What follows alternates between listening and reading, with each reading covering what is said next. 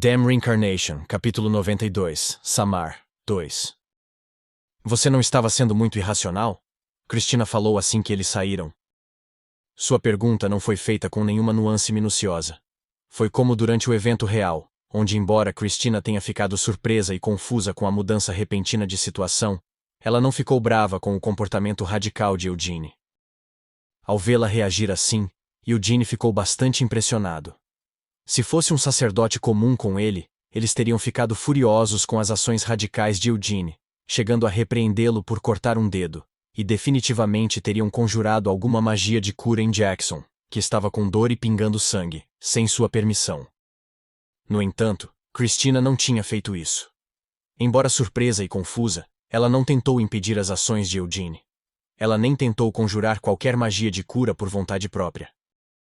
Se eu tivesse um sacerdote comum comigo, Eugene meditou. Mas em primeiro lugar, Cristina não era comum. Ela era a candidata a santa do Império Sagrado de Iuras, não, a verdadeira santa. Então, com as ações de Cristina além de seu passado, e graças à sua aparência também, Eugene não pôde deixar de ser fortemente lembrado mais uma vez de Anise.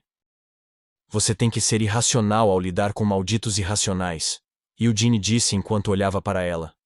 Além disso, você não está sendo irracional ao perguntar isso? Se convertesse as joias que tirei na frente dele em dinheiro, sabe quanto seria?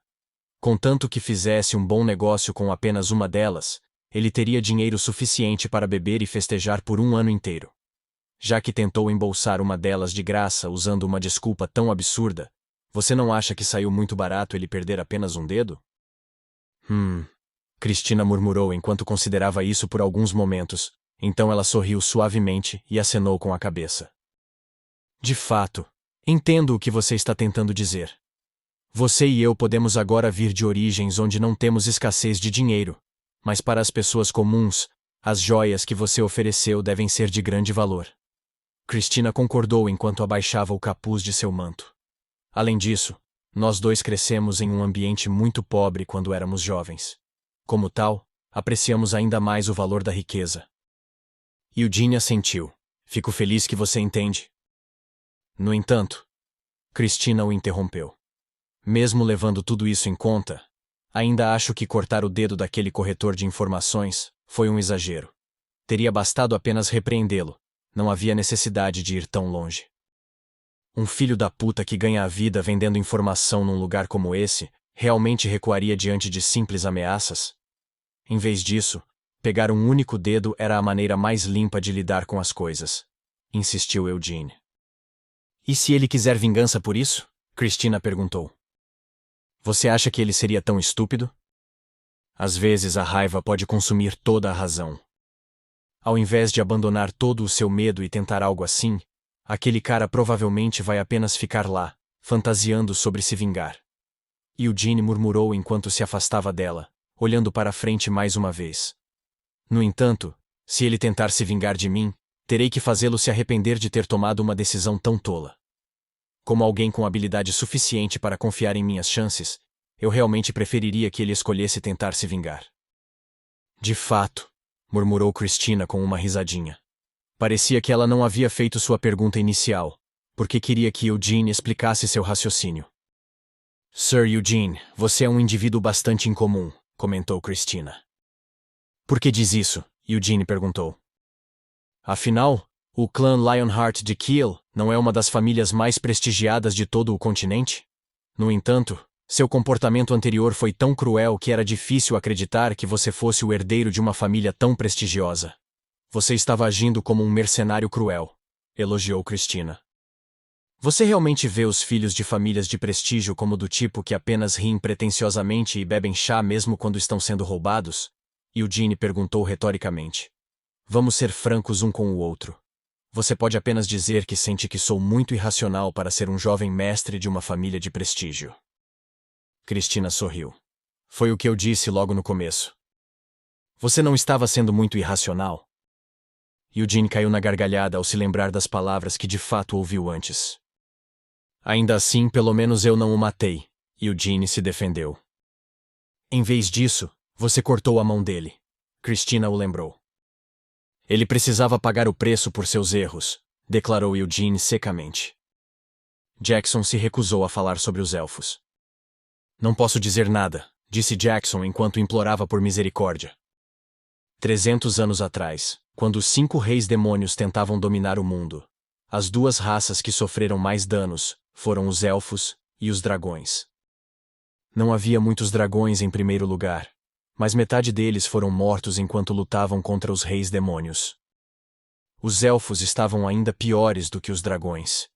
Eles começaram a morrer gradualmente antes mesmo que qualquer um dos elfos pudesse lutar contra os reis demônios.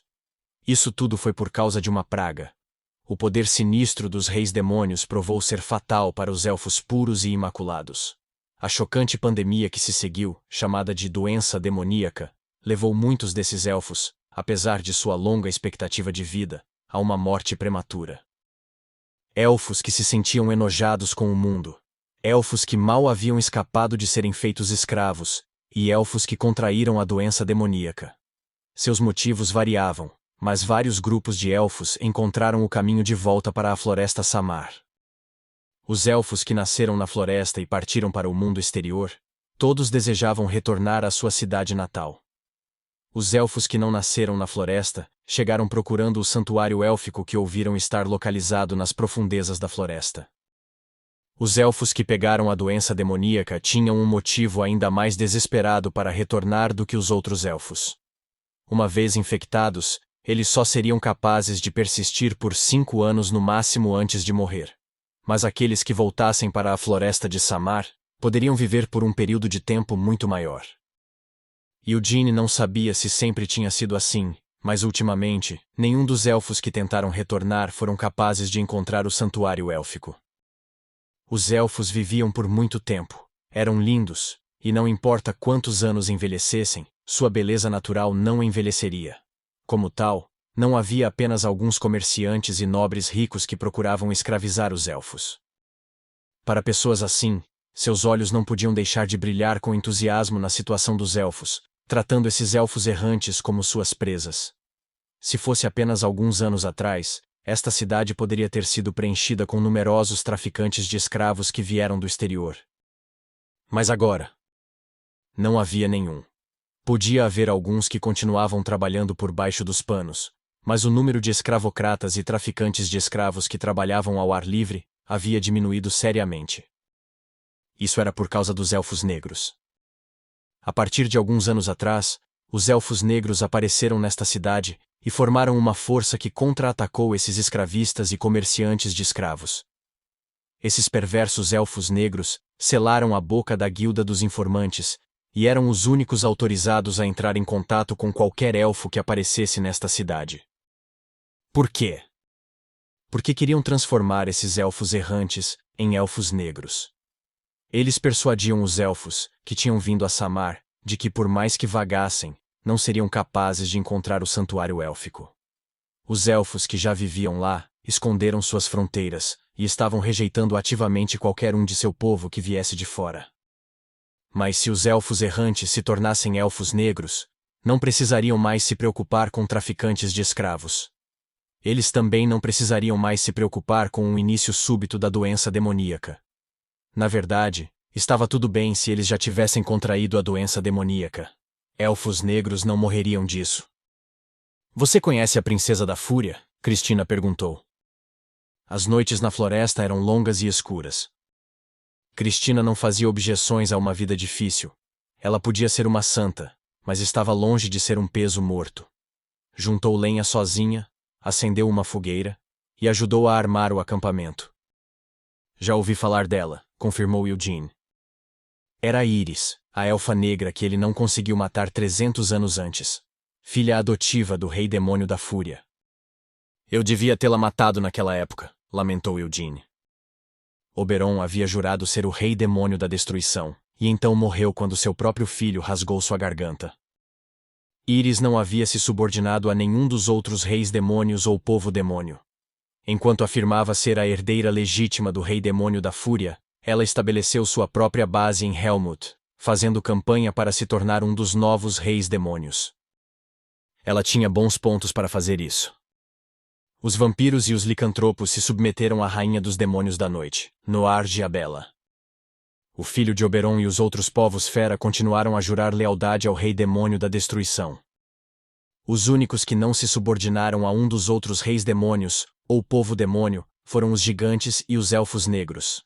No entanto, os gigantes não reivindicaram ser os herdeiros do rei demônio da fúria, e em vez disso, viviam entre si no sertão de Helmut. No final, apenas Íris agora afirmava ser a herdeira dele, enquanto almejava o trono do rei demônio. Deixando de lado o poder que ela detém, a princesa da fúria. Íris não é muito bem vista em Helmut. Cristina continuou falando enquanto olhava para a fogueira. Mesmo na diocese de Alcarte, onde eu morava, havia muita zombaria sobre Íris. Como alguém que não era um povo demônio de sangue puro e sim algo como um elfo negro, eles a ridicularizaram por não conhecer seu lugar e cobiçar o trono do rei demônio. Bem, o conceito de um povo demônio de sangue puro também é ridículo. Eugene disse com um bufo enquanto mastigava sua carne.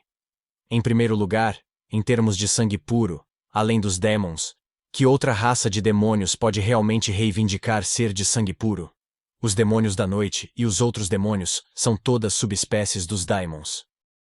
No entanto, eles pelo menos nasceram como povo demônio, observou Cristina. As coisas também não eram tão diferentes 300 anos antes. Aqueles como os vampiros e licantropos, ou seja, aqueles que foram convertidos de humanos e foram considerados parte do povo demônio, eram desprezados pelos demônios de sangue puro, como sendo meio-demônios ou híbridos. Em contraste com os meio-demônios, o tratamento dos magos negros pelos demônios era muito melhor. Isso porque havia um claro senso de hierarquia entre eles. Como filha adotiva do rei demônio da fúria, Íris é capaz de corromper elfos em elfos negros, embora ela não seja um rei demônio. Eugene continuou a discussão. Foi por isso que ele sentiu tanto arrependimento. Se tivesse sido capaz de matar Íris 300 anos atrás, os elfos negros não teriam mais aumentado em número. Estou ciente de muitos demônios de alto escalão em Helmut, que ofereceram apoio a Íris, mas ela recusou tal apoio e insiste em construir sua base apenas por meio de sua própria força. Acrescentou Cristina. Que engraçado! Murmurou Eugene enquanto mastigava os pedaços de carne ainda presos ao osso. Mesmo sendo desprezada por aqueles puros sangues, no final, ela também insiste em ser puro sangue. Com os elfos já sendo tão poucos em número, o número de elfos negros é ainda menor. Ela realmente pretende construir sua própria força, a partir de uma raça tão sombria, competir com os outros demônios e se tornar uma rei demônio com sucesso? Ela com certeza sonha grande. Não havia como Íris se tornar um rei demônio. Eugene estava bem ciente do poder que o povo demônio tinha 300 anos antes. Íris era definitivamente forte, mas não havia como sua força superar em muito a dos outros demônios de alto escalão, como a rainha dos demônios da noite. Também não havia comparação entre suas forças. Se um novo rei demônio realmente nasceu entre os demônios, os mais próximos dessa posição eram os 3 duques de Helmut. Rainha dos demônios da noite, Noarge a Bela. Lâmina do encarceramento, David Lindemann. Dragão negro, Raizakia. Os 3 estavam tão profundamente emaranhados que estavam praticamente enjoados uns dos outros. Mas é exatamente por isso que, de todos os demônios que estavam no mesmo nível que eles 300 anos antes, eles são os únicos 3 restantes, Eugene refletiu. Jackson havia derramado tudo o que sabia sobre os elfos negros enquanto chorava. Ele disse a Eugene que se vazasse qualquer informação sobre eles, os elfos negros com certeza iriam matá-lo. Então implorou a Eugene para não questioná-lo sobre os elfos. Em outras palavras, Jackson não tinha intenção de dar a eles qualquer informação sobre os elfos desde o início, mas ainda estava tentando embolsar as informações e taxas de corretagem. Parece que Íris não está seguindo as ordens do rei demônio do encarceramento e do rei demônio da destruição, observou Eugene. Assim, ao enfrentar os elfos negros, ele não teria que se preocupar com nenhuma interferência dos reis demônios. A única que ele realmente precisava ficar de olho era Íris. Pelo menos não deveria haver nenhuma razão para eu encontrar Íris aqui, pensou Eugene. Disseram-lhe que os elfos negros levaram todos os elfos que conseguiram persuadir de volta para Helmut. A única que poderia corromper os elfos era Íris. Em outras palavras, isso significava que ela não deveria estar na floresta Samar e, em vez disso, ainda estava em algum lugar de Helmut. A conversa deles morreu, deixando apenas os sons da fogueira queimando e os insetos cantando. Sem dizer uma palavra, Cristina estava tomando uma xícara de chá quente. Eugene estava limpando o último espeto de carne. O que você está planejando fazer? Cristina finalmente falou depois de um longo silêncio. Preciso da sua permissão? Eugene perguntou enquanto mastigava o resto da carne. Para que você está pedindo permissão? Assassinato. Cristina hesitou. Embora não seja algo para o qual eu possa realmente conceder permissão, rezarei por você, Sir Eugene. Você vai rezar para que meu pecado de assassinato seja perdoado? Eugene perguntou sarcasticamente. De jeito nenhum. Em vez disso, será uma oração de lembrança e purificação, disse Cristina com um sorriso suave enquanto juntava as mãos ao peito. Como poderia ser considerado pecado punir os servos do diabo? No entanto, todos eles ainda são vidas que nasceram e foram criadas em sua terra, como cordeiros que deveriam ter sido conduzidos à luz. Nossas orações são para iluminar suas almas que foram corrompidas pela escuridão e guiá-las de volta ao caminho da retidão. Parece que todos os santos são loucos, pensou Eugene, lembrando-se de Anise, enquanto comia o último pedaço de carne. Terra a terra! Além de sua magia divina, Anise também era boa em manejar seu mangual. Cinzas às cinzas! Seu mangual brilhante esmagou mais do que algumas cabeças de demônios em pedaços. Pó ao pó! Embora não houvesse muitas ocasiões em que Anise teve que colocar seu mangual para trabalhar, quando era cercada, ela levantava seu mangual com uma expressão desamparada e ia para a batalha. Brilhante luz, ilumine a escuridão. Ela quebrava cabeças com seu mangual, criava uma névoa com sua verdadeira água benta e abria suas asas brilhantes. Como fazia tudo isso enquanto gritava orações, Anise parecia mais uma louca do que uma santa. Por acaso você também empunha um mangual? Eugene perguntou cautelosamente. Hã? Cristina perguntou. Um mangual você não conhece? Eu sei o que é, mas prefiro empunhar uma massa. Uma massa? Eugene repetiu. Sim, só que elas são pesadas, então não tenho carregado nenhuma comigo, Cristina admitiu relutantemente. Eugene hesitantemente ofereceu. Se você precisar de um, é só me dizer. Tenho algumas dentro do meu manto. Muito obrigada. Assim que Cristina agradeceu com um sorriso gentil, algo voou da escuridão e caiu no chão, rolando direto para eles. Eugene e Cristina não mostraram nenhum alarme e apenas olharam para o objeto rolante.